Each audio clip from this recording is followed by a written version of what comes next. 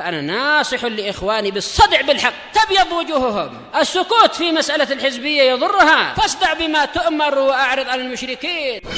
سلامي على دماج ورجالها والشيخ يحيى ودار العلم يا سعد بانيها.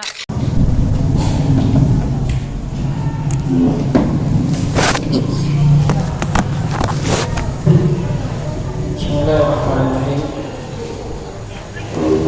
إن الحمد لله نحمده ونستعينه ونستغفره ونعوذ بالله من شرور أنفسنا ومن سيئات أعمالنا.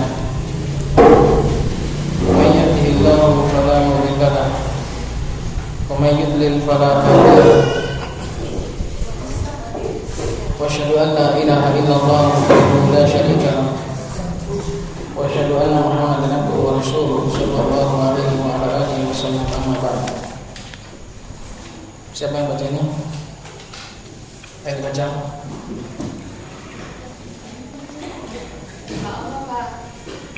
قال الشيخ أبو عبد الله وفقه الله تعالى: العاشر اللعن، واللعن له معنيان، أحدهما بمعنى السب والثاني بمعنى الطرد والإبعاد من رحمة الله. Berkata Abu Abdillah wafaqahullah ta'ala, termasuk afatul lisan yang ke-10 adalah al-la'n, suka melaknat. Jadi al-la'n di sini walaupun umum tapi urida bil khusus, dimaukan dengannya bukan semua laknat, tapi laknat yang terlarang dan juga laknat yang diperbanyak. Adapun melaknat dengan laknat yang dibolehkan maka bukan termasuk afatul lisan. Jadi al-la'nu di sini umum atau mutlak, urida bil muqayyad, umum urida bil khusus. Wal la'nu lahu ma'nayan, dan laknat itu memiliki dua makna. Ahaduhuma bimakna sab, yang pertama maknanya adalah mencela dan mengolok-olok secara umum. Jadi kalau orang itu mulutnya itu kotor dan suka mengolok-olok, ini juga bisa dikatakan sebagai lak'an. Wasani, dan yang kedua adalah bimakna tardi wal ibadi min rahmatillah. Makna yang kedua adalah mengusir dan menjauhkan orang lain dari rahmat Allah Subhanahu wa taala. Dan ini yang dimaksudkan dengan ada ahadits yang akan kita baca insyaallah, yaitu mendoakan buruk, menjauhkan baik itu orang atau binatang atau kendaraan atau apa saja dari rahmat Allah Subhanahu wa taala. Qala wala'ul mu'mini min kaba'iriz dzunub, dan melaknat seorang mukmin ini adalah idhafatul masdar ilal maf'ul. Melaknat seorang mukmin ini adalah termasuk kaba'iriz dzunub, termasuk dosa besar. Melaknat secara muayyan, wala'nul mu'min ay al-muayyan, melaknat seorang mukmin secara terarah, terkhusus, fulan, padahal dia adalah seorang mukmin. Maka ini hukumnya haram, termasuk kaba'irudz dzunub. Fa fi sahih al-Bukhari al-mujallad al-ashir safhah 464 anna Thabit bin Dhahhak, Thabit bin Dhahhak Abu Zaid al-Ashhali. Thabit bin Dhahhak adalah termasuk sahabi dari kalangan Ansar, Abu Zaid al-Ashhali al-Ansari. Annahu qala Rasulullah sallallahu alaihi wasallam wa man la'ana mu'minan fahuwa ka qatlihi. Di dalam Sahih Bukhari dari sahabi Thabit bin Dhahhak, beliau berkata Rasulullah sallallahu alaihi wasallam bersabda, dan barang siapa yang melaknat seorang mukmin secara muayyan, maka itu sama seperti dengan membunuhnya. Dan perlu diberi catatan bahwasannya semua persamaan semua tasbih di dalam agama ini tetap al-musyabbah, tetap di bawah kedudukan yang diserupai. Maka seperti ini dosanya tetap besar, membunuh. Fahuwa ka, penyamaan, perumpamaan, tetap yang disamakan itu tetap di bawah yang disamai. Maka dosa membunuh dengan dosa melaknat tetap besar membunuh. Tapi di sini Nabi SAW menzajar, menghaddi bahwasanya seorang yang melaknat seorang mukmin maka itu sama seperti ia membunuhnya.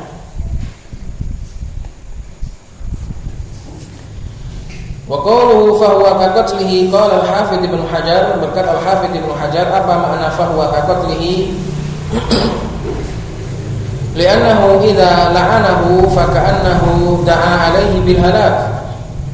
Karena sesungguhnya ketika seorang itu melaknat seorang mukmin yang lain, maka seakan-akan dia itu mendoakan kepada orang lain tadi dengan kebinasaan, karena dijauhkan dari rahmat Allah. Jadi sama seperti membinasakan dan seperti menghancurkan orang lain tadi. Maka melaknat orang itu seperti menghancurkannya, karena mengusirnya dari rahmat.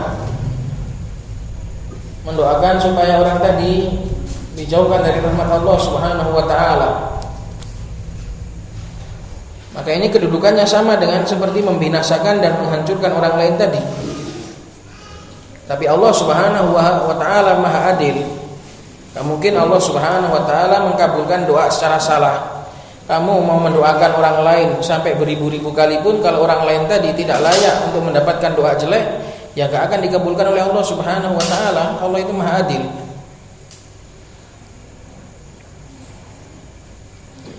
Nanti akan disebutkan bahwasanya laknat yang tidak tepat bisa saja akan kembali mengena kepada orang yang mengucapkannya sendiri. Maka ini bahayanya melaknat seorang mukmin dan kedudukannya adalah seperti membunuh. Maka ini termasuk kabairudz dzunub, karena termasuk definisi dosa besar adalah dosa yang diancam dengan azab yang pedih di akhirat atau hukuman di dunia. Sedangkan membunuh seorang mukmin ini termasuk dosa besar, dan di sini disamakan oleh Rasulullah SAW. Maka kedudukannya sama-sama dosa besar, meskipun dosa membunuh tetap lebih besar, tapi sama-sama dosa besar. Dosa besar itu sendiri bertingkat-tingkat. Dosa besar itu sendiri bertingkat-tingkat. Maka syahidnya ini adalah dalil untuk penegasan bahwasanya melaknat seorang mukmin itu bukan main-main, itu adalah dosa besar, butuh taubat. Dosa besar itu nggak bisa hilang dengan diampuni dengan melakukan amal kebajikan. Harus dengan taubat. Tidak bisa diampuni dengan mukaffirat kecuali dengan taubat. Qalat wal la'nu laisa min khisalil mu'min, dan perbuatan melaknat itu bukan perangainya seorang mukmin. Khisal jamak dari khoslah, sikap atau perangai seorang mukmin, bukan termasuk perangai seorang mukmin. Kenapa? Karena tabiatnya seorang mukmin itu orang baik. Lah orang baik itu yang ngajak orang baik, sama-sama mengajak ke surga, bukan malah menjauhkan dan mengusiri orang dari surga, dari rahmat Allah Subhanahu wa taala.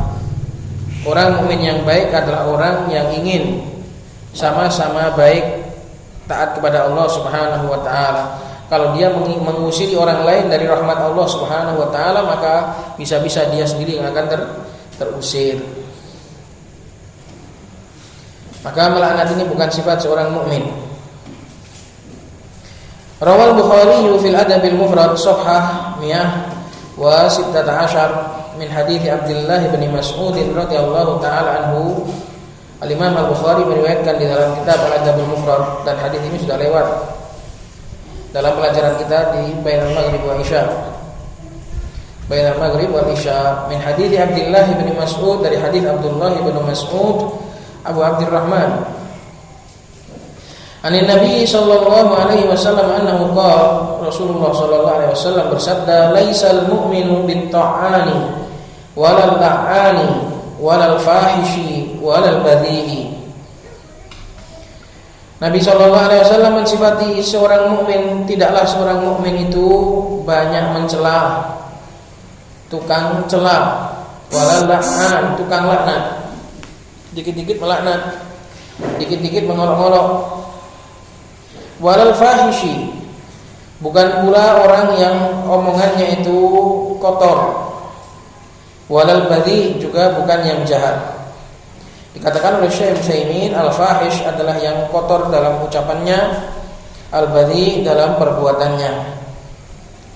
Ada juga yang membalik. Yang jelas orang mukmin itu bukan orang yang jahat, enggak jahat mulutnya, enggak jahat perbuatannya. Kadang badannya biasa-biasa saja, mulutnya yang agak liam. Ada orang itu kadang jahat mulutnya, ada yang jahat perbuatannya. Mulutnya bagus tapi perbuatannya jahat. Psikopat. Psikopat itu dingin, mulutnya halus, mulutnya lembut, tapi perbuatannya sangat. Ada juga orang yang ucapannya jahat, tapi dia tidak berani melakukan dengan perbuatan. Ada juga yang dua-duanya, dan seorang mukmin bukan dua-duanya. Seorang mukmin adalah yang baik di lisan, baik juga di perbuatan.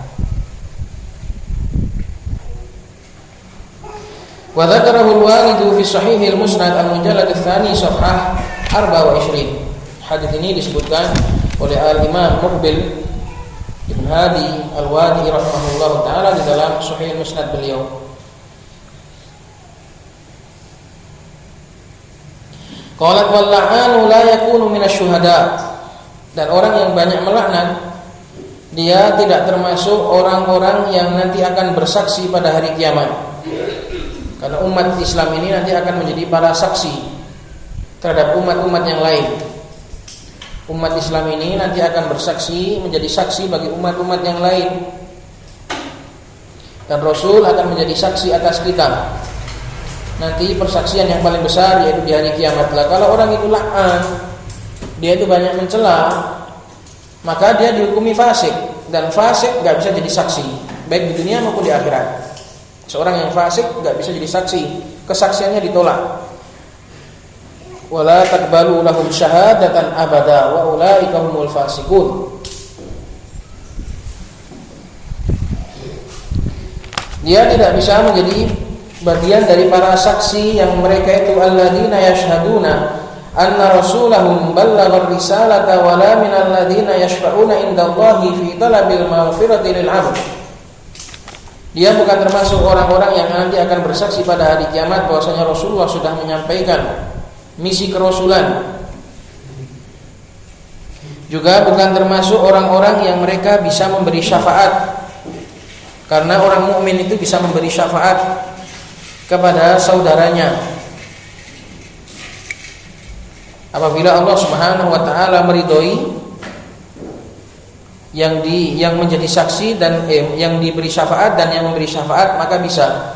Tapi kalau orang la'an, orang itu banyak mencela, banyak melaknat, maka dia nanti juga enggak bisa memberi syafaat.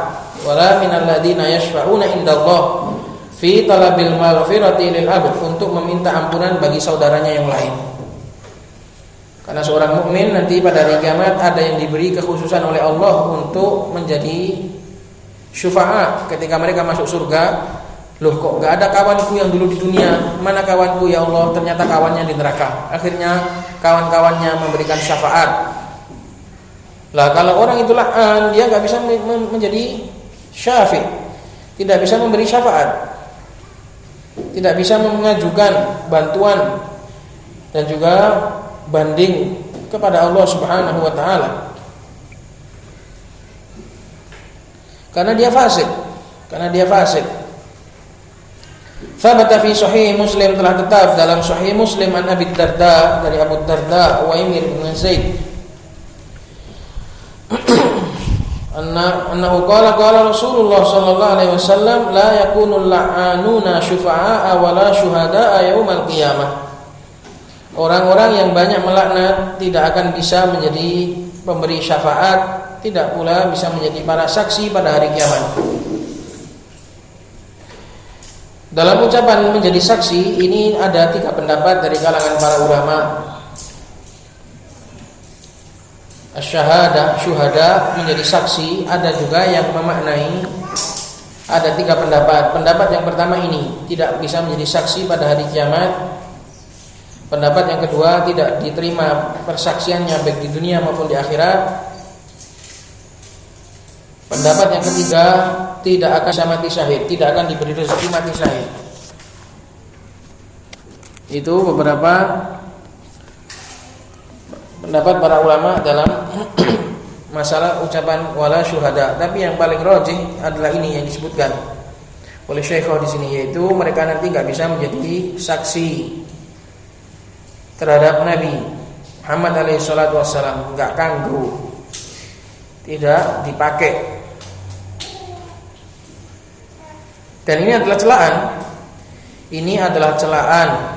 Orang-orang lain bisa memberikan kesaksiannya, kamu dibiarkan di pojok, gak kanggo, buapek kalau kata orang Jawa, terbuang sia-sia, tersisihkan, gak dianggap. Kalau kamu seandainya di dunia seperti itu saja, yang lain pada dianggap, yang lain pada diminta kesaksian, kamu dibiarkan di pojok, terbuang begitu saja, bagaimana rasanya? Apalagi nanti di akhirat. Qalat wal la'nu laisa min sifatis siddiqin, dan laknat juga bukan termasuk sifatnya orang-orang siddiqin, orang-orang yang baik, orang-orang pilihan, orang-orang yang banyak, orang-orang yang jujur. Ini termasuk sifatnya, itu bukan, tidak suka melaknat. Fa fi Muslimin, di dalam Sahih Muslim dari Abi Hurairah, an Abi Hurairah anna Rasulullah sallallahu alaihi wasallam qala la yanbaghi li siddiqin ay yakuna la'anan. Tidak patut bagi seorang yang siddiq, seorang yang mendapatkan julukan siddiq, seorang yang banyak berbuat jujur, dia itu menjadi la'an. Kenapa la'an itu bertentangan dengan sifat jujur? Karena la'an itu jelas berdusta, pasti ada dustanya dari dalam laknatnya. Lah itu nggak mungkin bertemu dengan sifat kejujuran. Orang kalau banyak melaknat pasti kan ada laknatnya itu yang dusta, nggak kena, nggak layak, nggak tepat, maka bertentangan dengan sifat jujur. Maka apabila ada orang di dunia ini yang banyak melaknat, mulutnya itu suka melaknat orang, itu nggak dihukumi sebagai orang jujur, dihukumi sebagai pendusta. Karena banyak mencela dan banyak melaknat tidak tepat pada tempatnya. Qalat wal wala'nu man la yastahiqqul la'na yarji'u 'alal qail. Dan melaknat orang yang tidak berhak untuk dilaknat, ini akan, laknat itu akan kembali kepada pengucapnya sendiri. Kalau enggak tepat akan kembali kepada pengucapnya. Rawa Abu Dawud fi sunanihi min hadits Abi Darda anna Nabiyya sallallahu alaihi wasallam qala innal 'abda idza la'ana syai'an sa'idatil la'natu ila as-sama' fatughlaqu abwabus sama'i dunaha. Nabi sallallahu alaihi wasallam bersabda dari hadits Abi Darda, sesungguhnya seorang hamba apabila melaknat sesuatu umum, ada orang itu kalau suka melaknat itu semua sembarang dilaknat, rumahnya, kendaraannya, hewannya, semuanya dilaknat karena sudah terbiasa. Maka biasakan lisan ini untuk terkendali. Seorang hamba apabila melaknat sesuatu, maka laknatnya itu akan naik ke langit. Fatughlaqu abwabus sama'i dunaha, maka pintu langit akan ditutup, enggak menerima laknat. Ditutup darinya, dunaha maknanya ditutup darinya. Tsumma tahbitu ilal ard, kemudian karena enggak bisa naik, dia kembali turun ke bumi. Tsumma tahbitu, turun ke bumi. Di bumi juga ditutup. Bumi juga enggak menerima laknat. Fata'khudhu yaminatan wa yasratan, itu taknya kelebihan satu.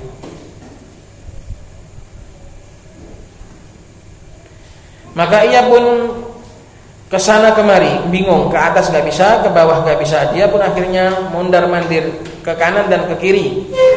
Fa idza lam tajid masagon, apabila dia tidak mendapatkan jalan keluar, masagon jalan keluar, raja'at ilal ladzi lu'ina, dia akan kembali kepada yang dilaknat. Fa in kana ahlan, kalau yang dilaknat tadi ternyata memang layak, maka laknat itu akan menetap. Fa in kana ahlan, jawabnya itu mahdzuf. Seperti ini jawabnya mahdzuf, dalla alaihil madhkur. Sudah disebut, sudah ditunjukkan oleh yang disebut. Kalau yang dilaknat tadi itu layak, ya dia akan menempel di situ. Wa illa, kalau enggak layak, ai wa illam yakun ahlan, raja'at ila qailiha. Balik kemana lagi kalau enggak kepada pengucapnya sendiri? Masa mau nyasar ke rumah orang lainnya? Enggak mungkin. Maka akan balik kepada pengucapnya. Ini bahayanya.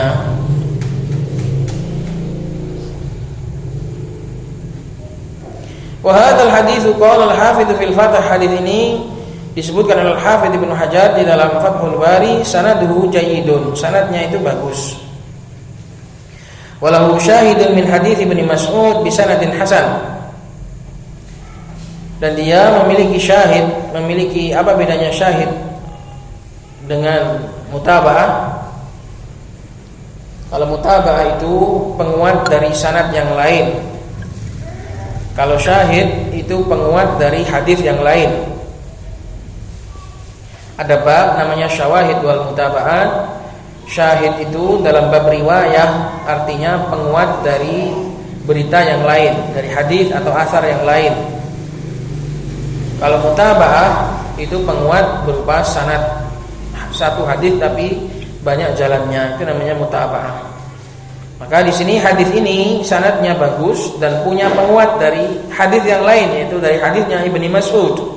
Tadi kan hadisnya Abu Darda. Ada penguat dari hadis Ibnu Mas'ud bi sanadin hasan, dengan sanad yang hasan. Wa akharu,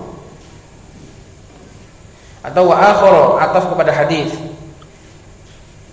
Inda Abi Dawud wa Tirmidzi, dan juga ada penguat yang lain riwayatnya Imam Abu Dawud dan juga Imam At-Tirmidzi an Ibnu Abbas, dari Abdullah Ibnu Abbas, wa ruwatuhu thiqat, dan para rawinya seluruhnya thiqat, walakinnahu u'illa bil irsal, akan tetapi jalan dari Ibnu Abbas di i'lal, dicacat oleh pakar, walakinnahu u'illa. Hadis yang mu'al adalah hadis yang cacat, yang hanya diketahui oleh para pakar, yang dohirnya bagus. Semua orang melihat kayak hadis itu bagus, tapi ternyata di mata para pakar hadis itu lemah. Itu namanya hadis mu'al, penyakit dalam, nggak kelihatan kalau nggak dirongsen. Tapi hadis itu dicacat oleh para ulama dengan irsal. Yang sahih dia adalah mursal, yang benar dia adalah mursal. Maka semua ini menguatkan, saling menguatkan. Hadis Abu Darda sanadnya bagus.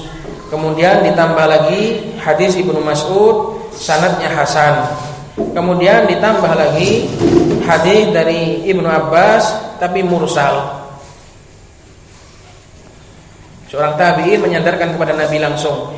Maka dari 3 macam berita tadi bisa saling menguatkan, bisa naik kepada sahih li ghairihi atau menjadi hasan, atau tetap hasan. Tapi setidaknya bisa naik ke sahih li ghairihi. Maka ini hadis ini tetap dan bisa dijadikan hujjah. Laknat itu kalau diucapkan kepada orang yang tidak tepat akan balik mengenai dirinya sendiri. Maka hati-hati mendoakan orang lain dengan keburukan. Ini kalau nggak pas, kalau nggak tepat, balik kepada pengucapnya sendiri. Qalat wa minal asbabil lati ja'alat an-nisaa aktsara ahlin nar kathratul la'n, dan di antara sebab-sebab yang menjadikan wanita itu menjadi kebanyakan mayoritas penghuni neraka adalah karena mereka itu suka melaknat. Mulut wanita itu sangat-sangat. Wanita itu lemah, wanita itu lembut. Tapi kalau sudah kerasukan, mulutnya itu kadang sangar. Maka itu ya ikhwah, ya ummahat, hati-hati, tetap berusaha mengucapkan ucapan yang sesuai dengan prosedur, baik dalam kondisi marah atau dalam kondisi ridho. Karena kita nggak tahu, kadang kehancuran kita tidak tertera di dalam kalender. Hari naasmu tidak tertera di dalam kalender. Kadang menjadikan seorang hancur dari ucapannya sendiri, waliyadzubillah. Maka termasuk sebab wanita itu menjadi mayoritas penghuni neraka adalah salah satunya karena mereka kufrun nikmah, yakfurnal ashir, dan juga salah satunya juga kasratul la'n. Karena orang itu kalau lemah itu mencari kekuatan dengan mulutnya, mencari pulian dengan mulutnya. Orang itu kalau lemah, nggak bisa membalas, nggak bisa melakukan dengan perbuatan, itu biasanya yang acting itu mulutnya. Karena dia nggak bisa mengambil kekuatan dengan badannya, akhirnya mulut yang menjadi alatnya. Itu jadi sudah sepaket. Orang itu kalau lemah, biasanya mulutnya yang main. Maka itu bahayanya. Wanita seperti itu, karena wanita itu lemah, akhirnya mulutnya yang diperkuat. Fattaqillaha, maka bertakwalah engkau wahai wanita kepada Allah Subhanahu wa taala. Wala taj'alil la'na 'ala lisaniki. Janganlah engkau menjadikan laknat itu sebagai penghias bibirmu, penghias lisanmu. Fa ba'dun niswati tal'anu kullaman ghadibat 'alaihi. Sebagian wanita itu ada yang melaknat siapa saja yang dia itu marah kepadanya. Semua orang yang atau marah, semuanya akan dilaknat.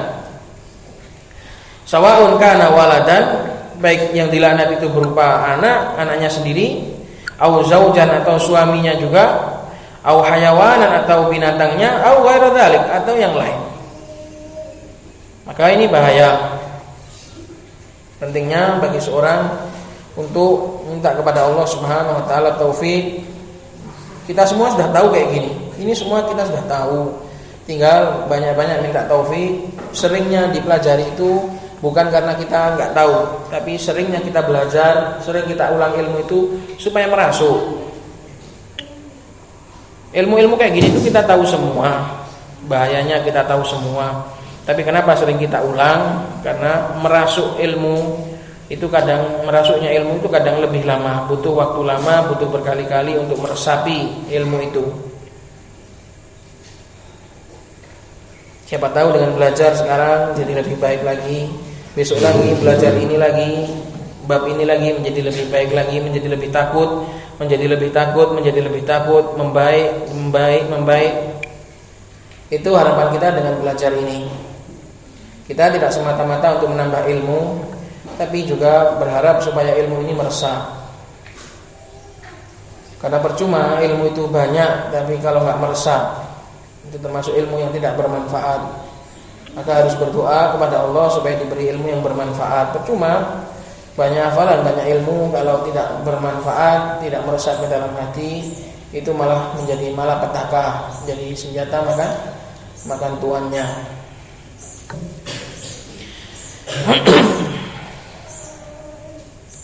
Qalat wala yajuzu la'nul kafiril hayy. Tadi melaknat seorang mukmin hukumnya enggak boleh. Baik sudah mati atau masih hidup enggak boleh. Selama dia mukmin enggak boleh dilaknat baik kondisi hidup maupun mati. Melaknat orang mukmin secara ta'yin, secara terarah. Bagaimana sekarang hukumnya melaknat orang kafir?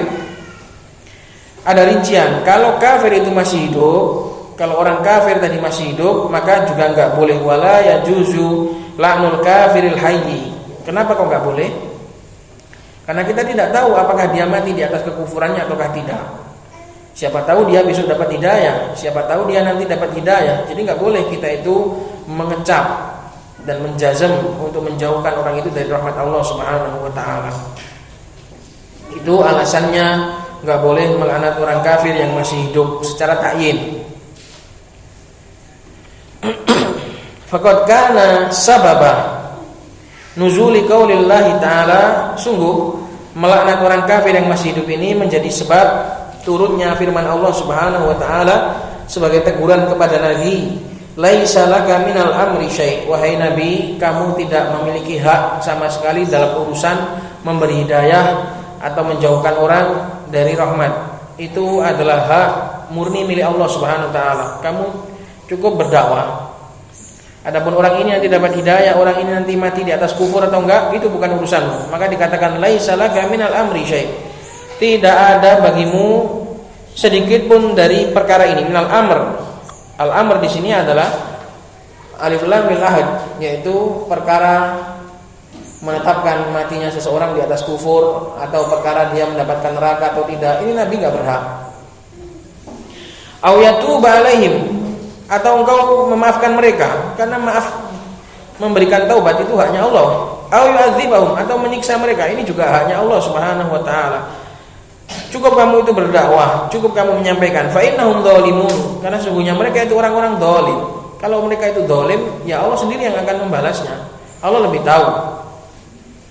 Maka ayat ini sebab turunnya adalah karena annahu sallallahu alaihi wasallam kana idza rafa'a ra'sahu minar ruku' minar raka'atil akhirah, Nabi sallallahu alaihi wasallam apabila beliau mengangkat bangkit dari ruku' yang terakhir sebelum sujud di rakaat yang terakhir, beliau melaknat Allahumma al'an fulanan wa fulanan wa fulanan. Beliau melaknat beberapa dedengkot kufar Quraisy karena sudah sangat banyaknya gangguan mereka memecahkan gigi geraham Nabi sallallahu alaihi wasallam, mengganggu Nabi. Akhirnya Nabi sallallahu alaihi wasallam melaknat mereka. Maka ditegur sama Allah Subhanahu wa taala. Ba'dama yaqulu sami'allahu liman hamidah, setelah Nabi mengatakan sami'allahu liman hamidah, rabbana walakal hamd, Allahumma al'an fulanan wa fulanan wa fulanan. Beliau melaknat orang kafir kondisi masih hidup. Maka diturunkanlah ayat ini, wahai Nabi, jangan kau melaknat mereka. Dan terbukti sebagian dari orang yang dilaknat Nabi sallallahu alaihi wasallam mereka masuk Islam. Maka kadang kita tidak tahu nasib seseorang yang kita pandang buruk, kadang dia belum mendapat hidayah. Setelah mendapat hidayah, ia berubah menjadi lebih baik dari kita. Atau kadang kita memandang baik, ternyata dia memiliki simpanan buruk di sisi Allah Subhanahu wa taala, punya tabungan keburukan yang enggak nampak. Akhirnya Allah Subhanahu wa taala ambil keburukan tadi dan dia pun menjadi orang buruk, wal iyad billah. Maka kita cukup pada batasan yang Allah berikan kepada kita. Enggak boleh menjazam orang itu nanti mati di atas kekufuran atau tidak, masuk neraka atau masuk surga, itu bukan hak kita.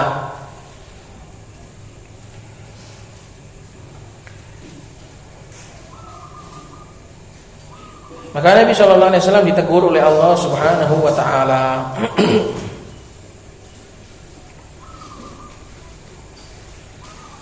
Rawahu al-Bukhari fi tafsir min hadits Ibnu Umar. Hadis ini diriwayatkan oleh Imam Al-Bukhari di dalam tafsir ayat ini surat Ali Imran dari hadisnya Abdullah bin Umar.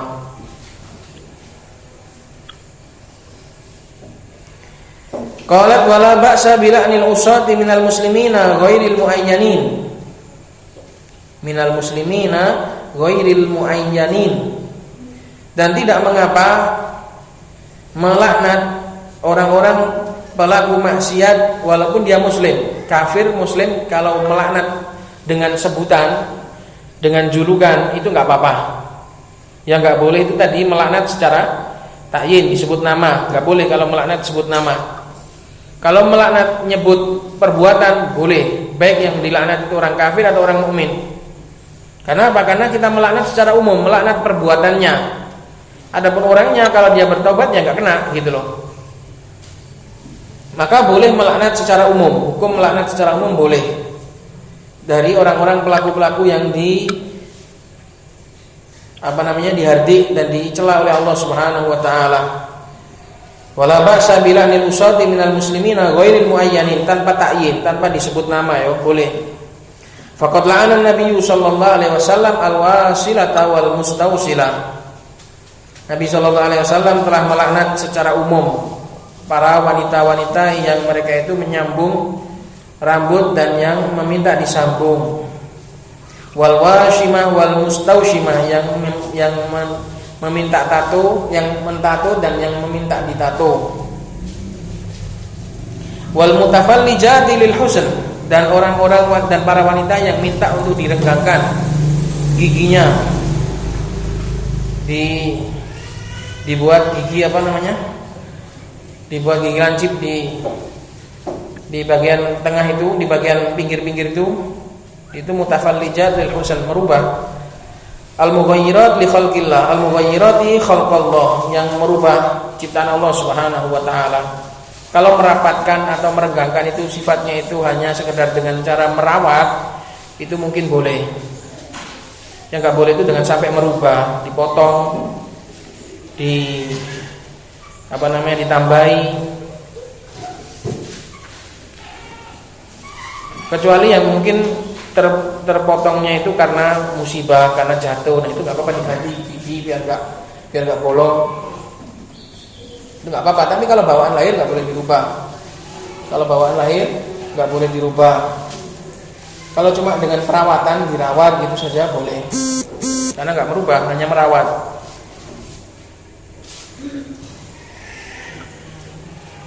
Maka ini Nabi sallallahu alaihi wasallam melaknat secara umum, tidak secara ta'yin, melaknat secara umum. Maka seperti itu boleh. Dan juga tujuannya adalah bukan untuk kepuasan diri sendiri, tapi tujuannya adalah untuk tahdzir, untuk peringatan terhadap perbuatan itu. Nanti ketika bertengkar dengan kawannya, melihat kawannya melakukan dosa apa gitu, disindir-sindir di depannya, semoga Allah melaknat pelaku ini, maksudnya dia, ya nggak boleh. Karena ini tujuannya cuma memuaskan hasrat. Melaknat secara umum tujuannya adalah mentahdzir, memperingatkan dari perbuatan buruk itu, maka boleh. Qala wala anal mutasyabbihina minar rijali bin nisa, dan Nabi juga sudah melaknat orang laki-laki yang menyerupai perempuan, para mukhannats, para makhnit, banci. Dilaknat oleh Nabi sallallahu alaihi wasallam. Wis enak dadi wong lanang gagah-gagah kok malah gemulai kayak wanita. Ini banyak sekali di zaman kita ini. Laki-laki yang gagah ternyata tulang lunak.